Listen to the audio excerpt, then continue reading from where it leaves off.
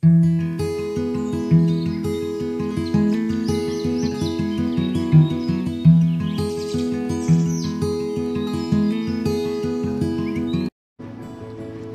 laom, mayong buntag kaninyong tanan og happy midweek. Ang atong hilisgutan karong Hulyo 3, giulohan og ang templo alang sa Dios. Ang atong teksto makita sa 1 Corinto 3:16. Wala ba kamo masayod nga kamo templo sa Dios o nga ang Espiritu sa Dios nagapuyo diha sa sulod ninyo?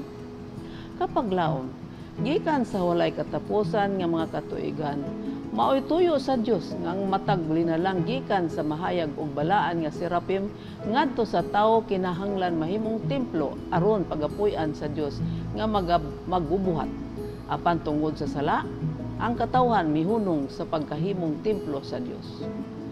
Gidisenyo sa Dios nga ang templo sa Jerusalem kinahanglan nga mahimong nagapadayon nga saksi ngadto sa taas nga kapaingnan nga abli sa matag kalag.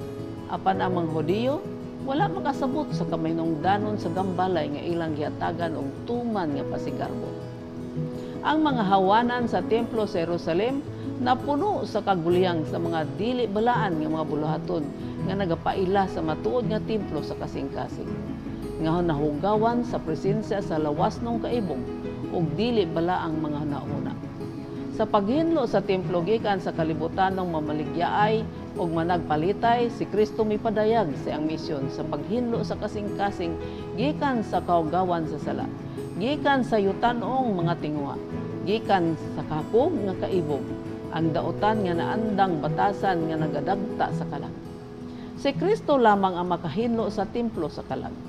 Ang iyang presensya nagahinlo ug magabalaan sa kalag aron nga kining mahimong balaan nga templo ngadto sa Dios ug aron mahimong puloy-anan sa Dios pinaagi sa Espiritu.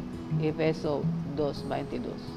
Pinaagi nining matahom ug makadani nga hulagway ang pulong sa Dios nagapakita sa pagtagad nga iyang gibutang sa atong lawasnong pagkatao ug sa responsibilidad nga gihatag kanato aron sa preserbar niini alang sa pinakamaayong kahimtang. Ang atong mga lawas maoy pinalit nga katigayunan ni Kristo ug wala kitay katungod sa pagbuhat niini sigon sa atong gusto. Ang tao mihimo niini. Ang iyang gihimo, ang iyang lawas sama nga ang iyang kabalauran niini walay silot. Pinaagi sa nadaot nga gana ang iyang mga organo o bahin sa lawas o gahom nahimong masakiton, maluyahon o inutel.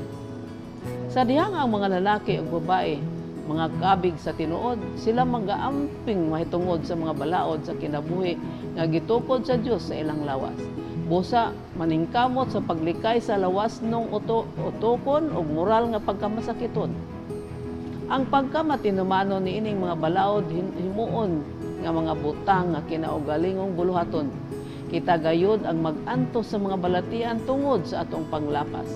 Busa ang pangutana alang kanato, dili unsay ikaingon sa kalibutan kanato, apan unsaon nato sa pagtagad ang atong lawas nga gihatag kanato ingon nga usa ka Kristohanon. Kapag lahom, sa sinugdan, ang atong mga lawas may templo sa Ginoo. Apan tungod sa sala, ang tao mihunong sa pagkahimong templo sa Dios. Ang atong lawas, atong responsibilidad sa pag-atiman niini o pagpreserbar niini ngadto sa labing maayong kondisyon. Aduna kitay balaod sa maayong panglawas nga atong sundon. Ug kung wala kini gihatagan o pagtagad, atong madawat ang silot tungod sa paglapas niini, pinaagi sa sakit, kaluya ug pagkainutil. Busa dili nato sundon ang kalibutan sa ilang pagtagad sa ilang mga lawas, kun dili alimahon nato ang gipahulam kanato nga lawas bilang usa ka Kristohanon nga nagatuman sa balaod sa Dios. Magampo kita. Dios ug mahigugmao namo nga man sa langit. Among naamgo ng among lawas mo'y templo sa Dios ug kami nihunong tungod sa sala. Tabangay kami sa pag-atiman sa among lawas sumala sa imong gihatag kanamo nga pamaagi aron sa pagpreserbar niini sa maayo nga kahimtang.